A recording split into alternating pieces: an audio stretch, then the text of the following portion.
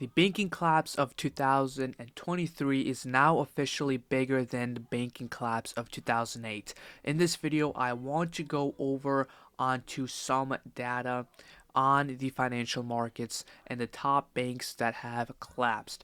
And this is absolutely huge, and especially into the markets. I want to go over the chart for the SPY. I also want to talk about gold because I am buying gold, I am buying silver, so I'll be talking a little bit about that and the analysis for that. And then I'll be also going over the Fed interest rate decision that happened today and why this is very, very important. Because whenever the Fed really peaked and started pivoting on the interest rate decision, what happened is that is when the max pain comes in. And especially in 2007 was right the time when the Fed pivoted. And I want to talk about the Fed pivot and what that means. So let's get started into this video. So first I want to go over the SPY's level.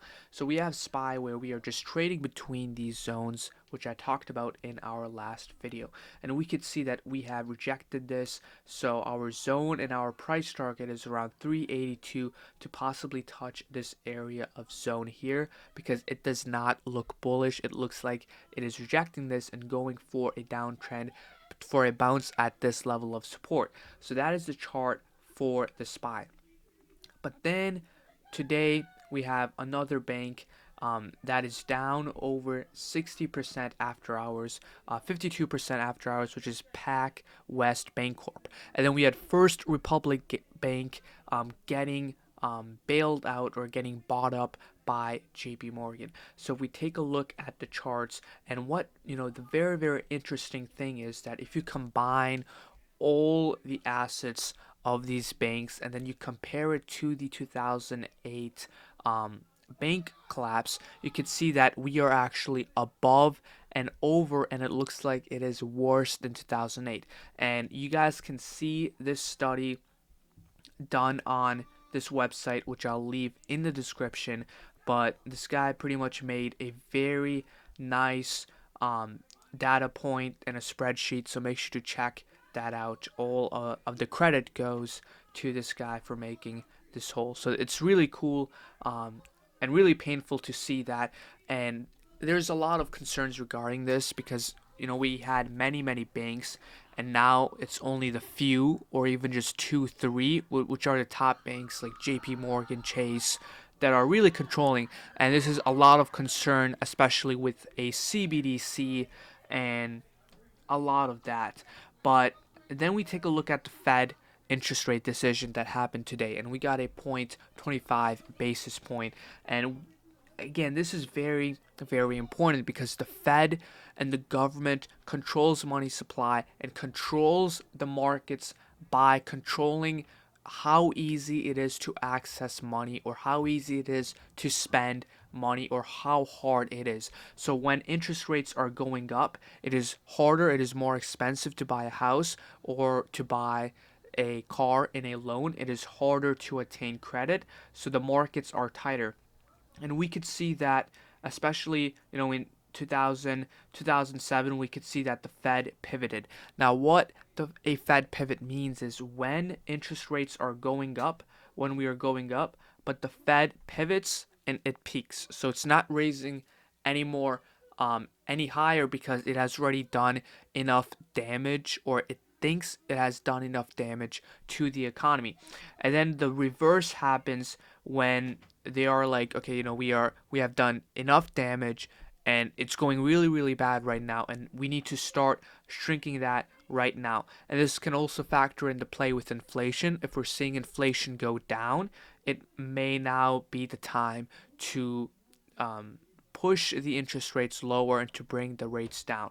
So this is a very important outlook. And if we take a look at the chart, this really is starting to become max pain. And this is what the federal government, the Fed, wants, because to bring inflation down, we need less demand.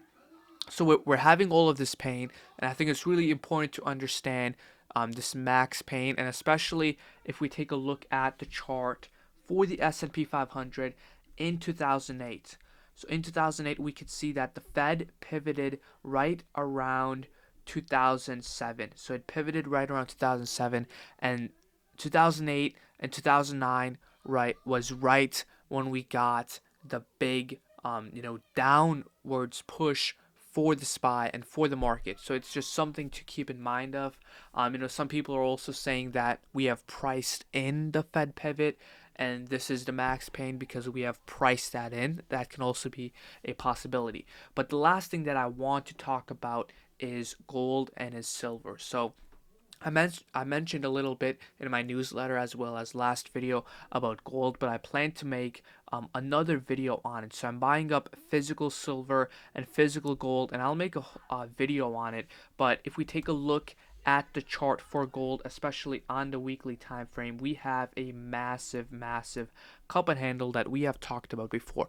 But not only that, we have this catalyst of banks collapsing, and then we have the catalyst of de-dollarization and geopolitically the dollar losing its value. And on top of that, recession concerns, because we could see that around 2008, gold went up over 80% during times of uncertainty, during times of really chaos and panic. Gold does really well because it is a nice kind of like an insurance asset, and it has been that way for the past 5,000 years. So that is something to keep in mind of, and that is why I'm buying physical gold and silver. So that is pretty much it. Just very simple video. Make sure to check this article out at Zero Hedge. But that is pretty much it, and see you guys tomorrow. Bye.